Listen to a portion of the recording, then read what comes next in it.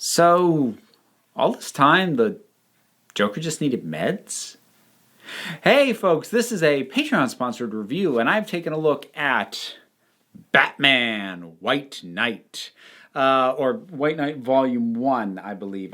My understanding is that this has continued on past what is contained in this trade that I was commissioned to review. However, I didn't look into that too deeply because I didn't want to accidentally stumble upon foreknowledge of stuff that was going to happen later and have that in some way taint my feelings about what goes on in these pages. So, short version. It's an Elseworlds. It's under the DC Black label. It's a well done as an Elseworlds. I'll get into that a little bit later. So it is an Elseworlds where the Joker goes sane, and then as a sane man, sets about trying to put a spotlight on the damage that Batman and the accommodations that the city and the police make for Batman is causing and try to change it. There's more going on than that. It's comics, so there's shenanigans and action scenes and fights and chases and like all that stuff. But that's your basic premise. So there's a number of things that are really interesting about this. So the first is that, as I said, it's an interesting Elseworlds. In my experience, Elseworlds tend to come in two primary flavors. They tend to come either in the characters are pretty much exactly as we always know them, but just put in a different setting. That's where you get, your Gotham by Gaslight and things like that, where basically the fun is going, oh, I wonder, which characters they'll bring in, and I'll get to see how they react to being in this setting. But the characters themselves are not drastically altered. The other kind of Elseworlds that you tend to run into is something where the characters have been reworked almost from the ground up to the point of being nearly unrecognizable. That's where you get your stuff like Superman Red Sun. This Elseworld is interesting to me because it is definitely an Elseworlds. There are a number of things that it bends and it does that you even aside from its general premise and the impact that it has on some of the characters, there are things that are done here like you couldn't get away with that, like just continuity wise, but not huge. By and large, the world that this is set in is almost exactly like the main DC world. But it just takes the story in a direction that it couldn't go in otherwise. In a way, it almost has a closer resemblance to a Marvel What If than a standard DC Elseworlds story. So that's really cool. Now, the overall thing that it's doing in terms of its messaging, I was nervous going in. Once I realized that A, it was going to point a critical eye on Batman, and then B, it was going to try and address a certain amount of socio-political commentary in terms of the forgotten people of Gotham. There's a neighborhood called Backport, which is basically the slums that even Batman doesn't bother trying to help out. And I worried that in trying to tackle, not that there wasn't stuff to be mined from that, but I worried that in trying to tackle that, it was going to stumble over its own feet. And for the most part, it didn't.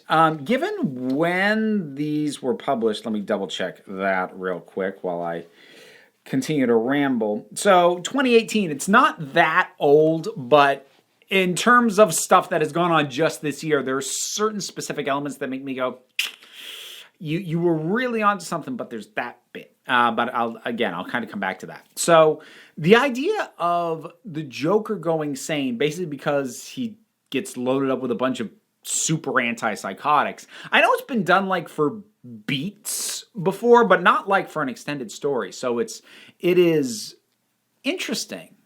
And it is interesting to see a man who is very different, but who does not, he isn't like the Joker was another person, I'm better now. Instead, it's all about, I want to help now. He doesn't try and proclaim himself to be a good person. He tries to do good. Now, obviously, Batman doesn't trust him, never will. And the degree to which Batman doesn't trust him, and the degree to which this Batman takes things. I mean, he opens the thing with no regard for the destruction that the Batmobile is wreaking as he tries to chase down the Joker, and he nearly beats the Joker to death, and he's the one who shoves the pills down the guy's throat. Like, this Batman, he's not completely off the deep end, but he's within eyeshot of the edge. So that setup had me worried because, like I've said before, I'm kind of sick of brutal Batman. And while that's kind of his starting place, Batman has an arc in this as well, just like the Joker does. And I'm not going to go point for point through the story, so I'm not going to spoil what goes on here. But it has I like that it wasn't just, it didn't boil down to Batman's the real villain. Because that would have been cheap and lazy and it would have bored me, but it didn't. So in terms of the socio-political stuff, it actually has a lot to say pretty articulately about forgotten populations, people that the system either was never designed to help in the first place or it wantonly disregards, or both.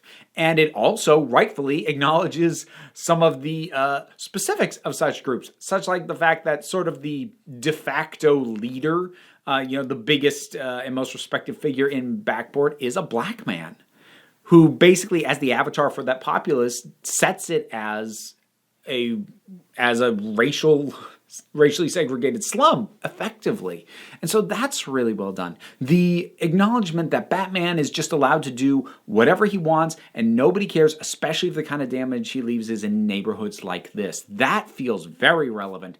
The one bit where I was like, is that part of the solution, and I guess this is a little bit of a spoiler, this gets dropped about halfway in, but it's not a major plot turn.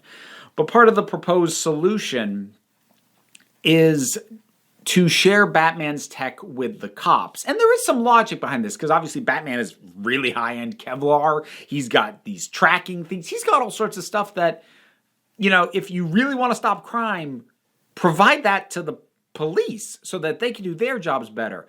But it goes a step beyond that and basically gives the cops Batmobiles, which it pretty much militarizes the police and just decks them out with more hardcore gear, which, given that's something that's kind of been happening in this country last decade or so, and we are now in the process of reaping some very nasty consequences related to how heavily armed police forces are.